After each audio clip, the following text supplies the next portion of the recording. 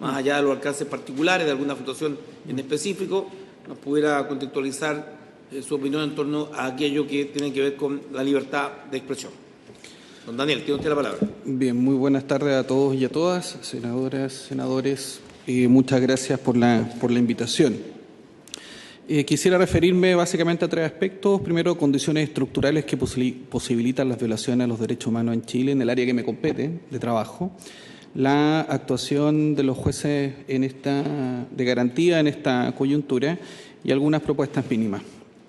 Hablo a título personal, no represento al Poder Judicial y eso es para que quede constancia en acta. Primero, las condiciones estructurales que posibilitan violación a los derechos humanos está en la institución de Carabineros de Chile. Entonces es importante señalar que lo primero que hay que referirse a eso es un tema legal, que es el Decreto Ley 1086 del año 1983. Ese Decreto Ley ordena a Carabineros a disolver cualquier manifestación, cualquiera. Entonces, ese es uno de los primeros y más graves problemas que tiene el Estado chileno frente a la manifestación y a la protesta social. ¿Por qué? Porque si Carabineros tiene por orden legal, debemos recordar que es un decreto de la dictadura, obviamente, hecho en 1983. Todos recordarán lo que pasaba en Chile el año 1983. Y fue justamente la dictadura lo que hizo para reprimir las manifestaciones contra el dictador.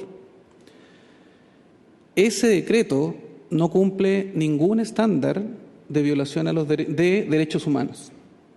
Y no podía cumplirlo porque la dictadura efectivamente no trabajaba con los derechos humanos, era al revés. Así como rechazaba la dictadura el informe de amnistía, lo tenemos ahora rechazando el gobierno actual también al informe de amnistía. ¿Por qué es importante este decreto?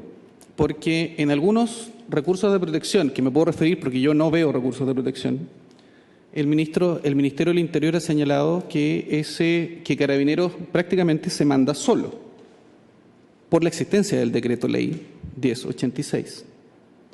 El Decreto Ley incumple la Constitución Política e incumple la Convención Americana de Derechos Humanos, sin duda pactos de derechos civiles y políticos, puesto que establece toda una normativa para poder, pedir permiso, ¿no?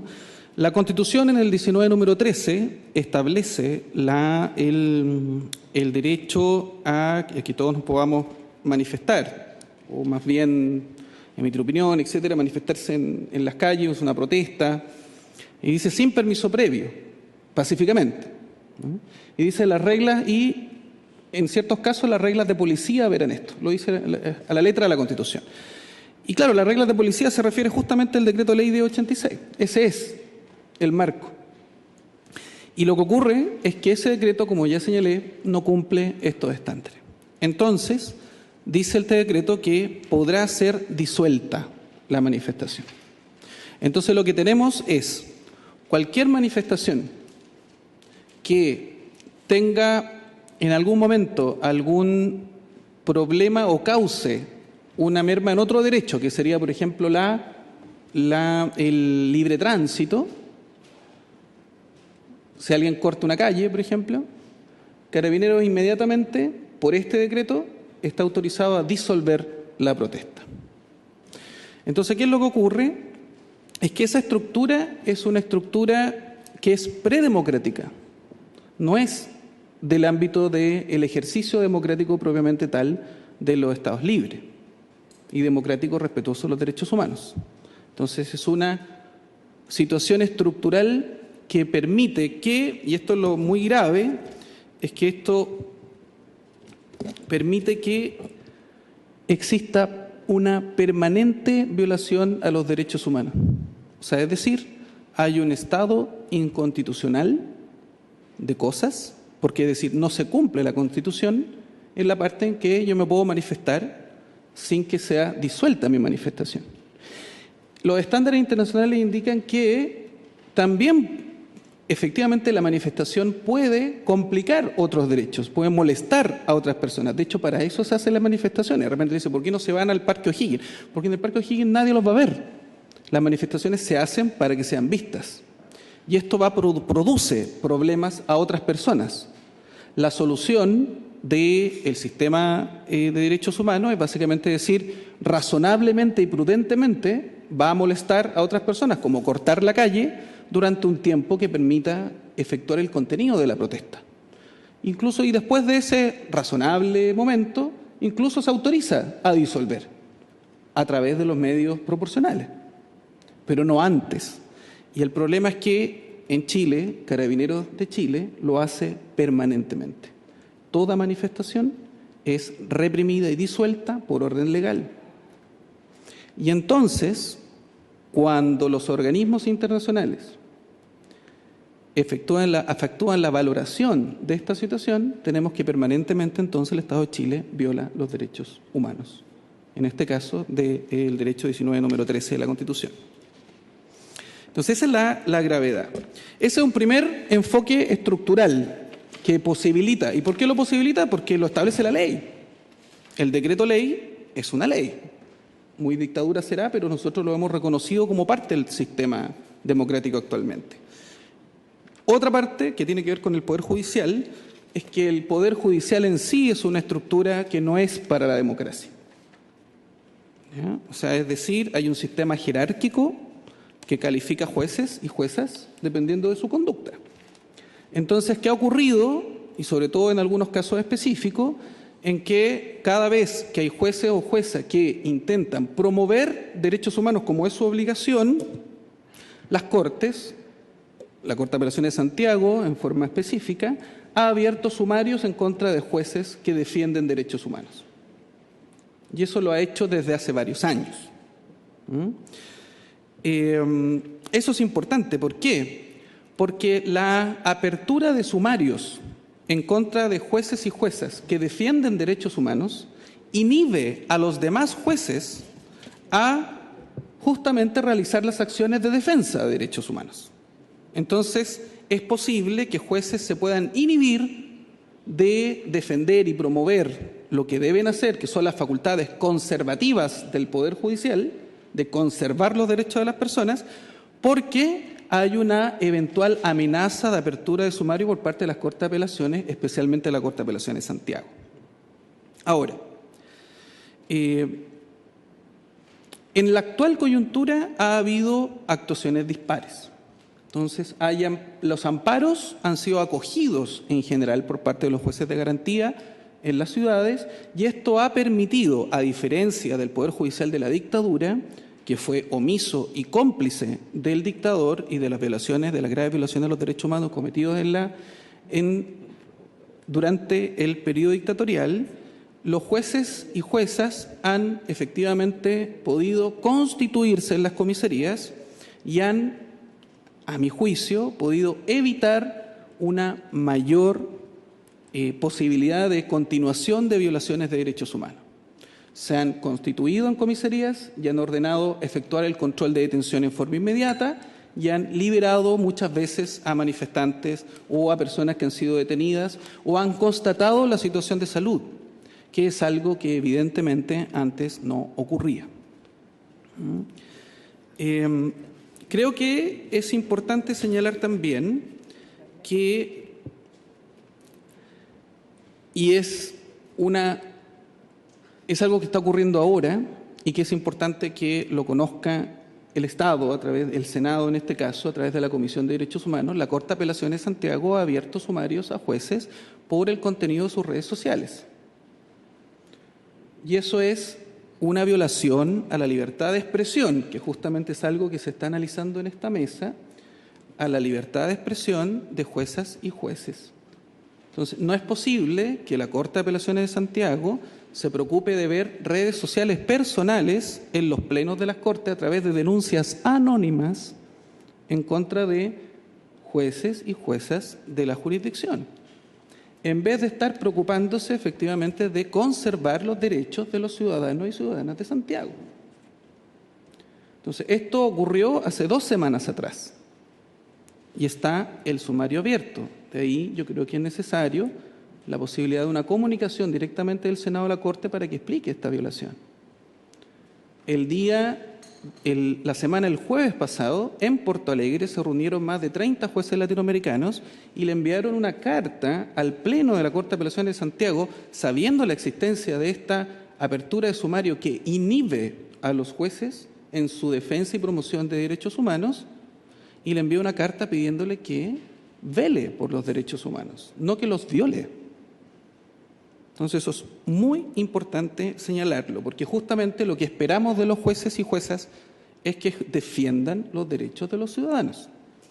Es el poder, los jueces de garantía y juezas de garantía, sobre todo, es el poder contramayoritario que el Estado pone para que sus agentes no violen los derechos humanos, sobre todo en el ámbito penal y justamente en el caso actual referente al control del orden público. Entonces eso es muy importante que se señale y se establezca. Creo que es importante también señalar que respecto a las violaciones a los derechos humanos, estas han sido generalizadas. ¿Por qué? Porque si solamente tomamos lo que yo señalé respecto del decreto ley, lo que tenemos es que es permanente esta situación. Y es generalizada porque afecta a todos los manifestantes, en forma indiscriminada. ¿No? Entonces, de hecho, los videos que estamos viendo, muchas de esas situaciones no son de personas que estaban haciendo desmanes en principio, sino que son directamente para disolver, no para evitar situaciones de violencia, sino para disolver, que no es lo mismo. Entonces es importante eso porque justamente son parte de los protocolos que se han establecido. La consideración de que el gobierno en su oportunidad haya dicho que estábamos en guerra es importante clarificarla y tendrá que ser de los organismos correspondientes que establezcan esta situación, pero esto es una situación que estableció también el Departamento de Estado norteamericano a través del secretario Pompeo. Él lo dijo que eran rusos y cubanos, y luego sale el secretario de la Organización de Estados Americanos, Luis Almagro, en una carta oprobiosa, sale diciendo exactamente lo mismo, que son venezolanos y cubanos. Entonces hay que investigar esa arista, porque ¿quién le creyó al Departamento de Estado norteamericano que estábamos en guerra contra Cuba, Venezuela o Rusia? ¿Y quién entonces permite que esas acciones represivas que tuvo como consecuencia todo lo que estamos viendo haya sido tomado en cuenta por alguien muy ingenuo?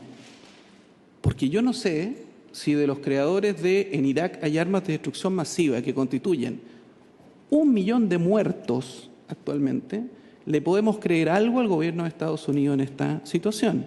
Y la minuta que estuvo circulando por la tercera que salió justamente decía exactamente eso. Entonces, alguien quiso sacar agua para su molino a costa de las violaciones a los derechos humanos de nuestra población. Y eso es importante que se clarifique. Quiero dejar también en claro que en el cumplimiento de mi trabajo no he recibido ninguna amenaza. Estamos tranquilos porque hay una cosa de redes sociales, etcétera, pero sí tuve la denuncia, hice denuncia acerca de interceptación telefónica. Yo fui juez internacional de la misión anticorrupción en Honduras y justamente teníamos capacitación en esos temas y efectivamente ocurrió. Yo entregué mis 2 celulares, se los entregué al Ministerio Público para efectos de que se pudieran efectuar la investigación de quién había intentado interceptar el teléfono. Eso está en investigación y es una situación grave. No solamente porque corresponde a un juez de la República que alguien intercepte sus comunicaciones, sino que es una situación probablemente que es más generalizada. Y digo generalizada porque el control sobre las interceptaciones telefónicas es feble. O sea, es decir, es muy fácil en el país, a través de un pequeño engaño, lograr la interceptación legal. Esto tiene que ver con a los jueces de garantías permanentemente en investigaciones de crímenes, como narcotráfico, por ejemplo, le piden interceptar los teléfonos de tantas personas, 20 personas, 30 personas. No hay ningún problema en meter en la número 25, meto el teléfono con otro nombre y listo, y tengo interceptación, el teléfono que yo quiero interceptar, yo lo tengo listo, y legalmente listo. Esto dentro de las interceptaciones telefónicas de las policías en investigaciones normales. Pero en investigaciones que tengan que ver con la ley, o sea, con defensa nacional, donde está el ejército y otras ramas metidas, esto se hace directamente ante las Cortes de Apelaciones. Los jueces de garantía tienen experticia en general en hacer el trabajo de ver si corresponde o no corresponde interceptar un teléfono, porque trabajan en eso permanentemente. Las Cortes no. Y por lo tanto, la pregunta es, ¿quién fiscaliza la interceptación telefónica por materias de seguridad nacional? Creo que no lo fiscaliza nadie. Entonces, ahí hay un punto importante que señalar, porque eso debe ser revisado. O sea, ¿necesitamos una inteligencia? Sí. ¿Necesitamos muchas veces interceptar teléfonos? Sí, porque queremos justamente desbaratar redes criminales, pero esto tiene que ser con pleno respeto a las garantías de todas y todos, y no a través de engaños también en las interceptaciones.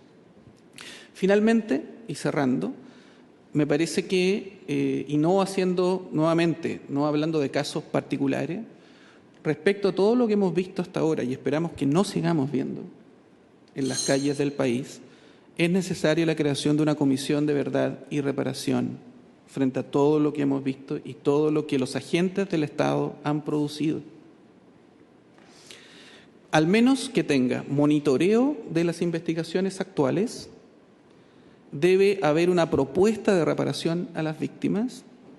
El programa del Ministerio de Justicia y Derechos Humanos debe hacer persecución en los casos individuales en contra de los agentes del Estado que cometieron estas violaciones a los derechos humanos y debe presentar querella en cada uno de los casos y perseguirlos y lograr las más altas condenas. Hay que fortalecer las unidades de derechos humanos de las policías, del Ministerio Público, Gendarmería y del Poder Judicial. Los derechos humanos constituyen un límite infranqueable. Ese es el ámbito básico en los que nos tenemos que mover y han sido vulnerados desde hace un mes. Aquí, de nuevo, cuando nos habíamos dicho que nunca más, y volvemos a esta situación.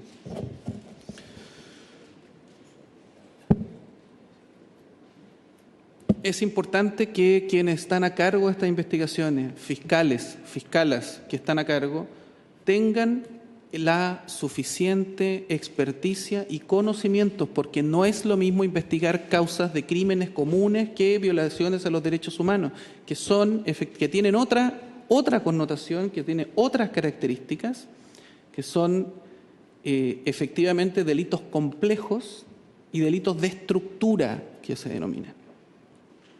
Entonces, necesitamos que exigirle al Ministerio Público que los fiscales y fiscalas que nombren efectivamente tengan esa experticia y las policías que trabajen con ella también las tengan. Y en el Poder Judicial vamos a tener una falta, porque la capacitación en derechos humanos siempre ha estado al debe. Es necesario en algún momento tomar la decisión de poner como requisito para ser juez o jueza, conocer, promover y haber tenido en el fondo un desempeño profesional que promueva y defienda los derechos humanos, sobre todo para los ministros de altas cortes, sobre todo para miembros del Tribunal Constitucional, para miembros de la Corte Suprema. No tenemos ese requisito actualmente, sí lo tienen Alemania y Argentina muy claramente, pero nosotros no. Y eso se nota en las decisiones jurisdiccionales que promueven la impunidad. Entonces, básicamente esas son mis reflexiones. Agradezco a la comisión y estoy a su disposición para lo que necesite. Gracias, don Daniel Urrutia, juez de garantía, por el aporte que ha podido hacer.